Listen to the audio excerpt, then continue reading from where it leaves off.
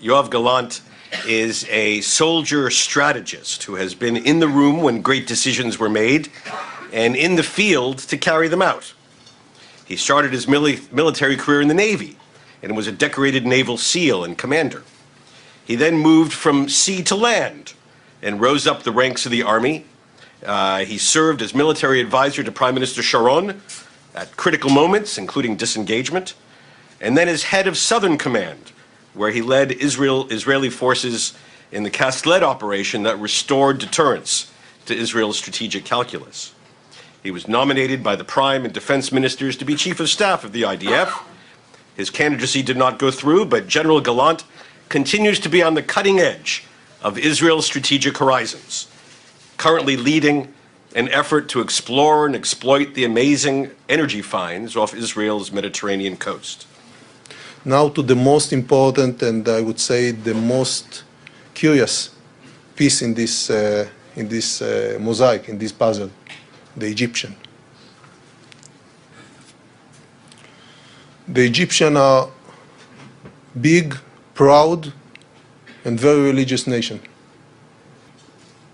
In the 50s, Nasser nationalized the Suez Canal because that's what he thought was good for Egypt.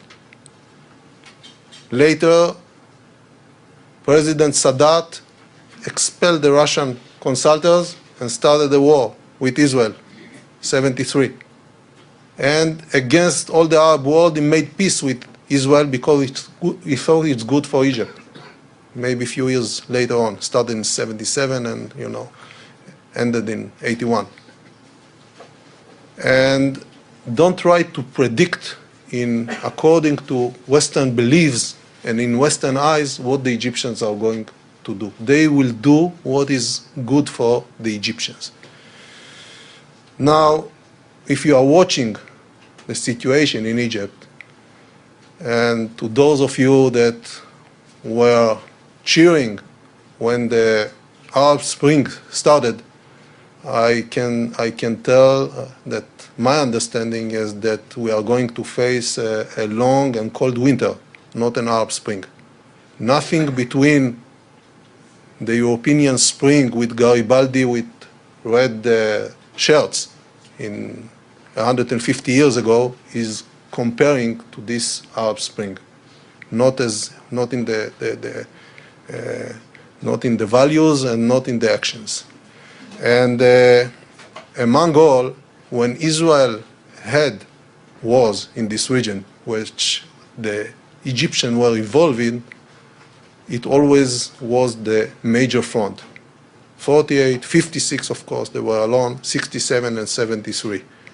And the Egyptians have a very big military force, 1 million soldiers.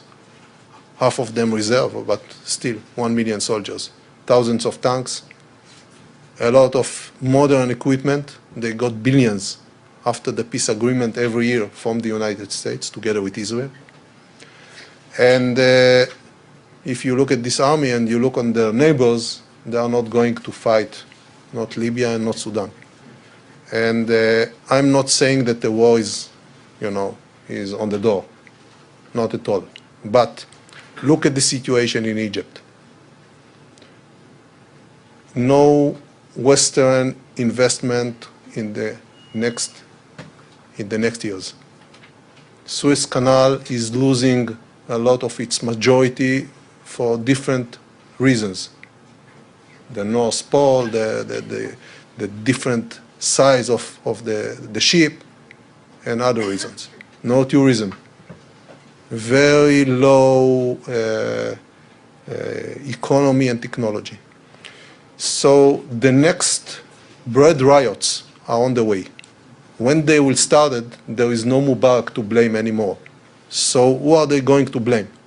The big Satan and the small Satan. So the big Satan is far away. So I won't be surprised if you will find within a few years that the Egyptians said, in order to protect ourselves, we have to bring some division into the Sinai Desert. And let me remind you that a maneuverable of Egyptian forces near the Israeli border was among the main reasons to start the war in 67.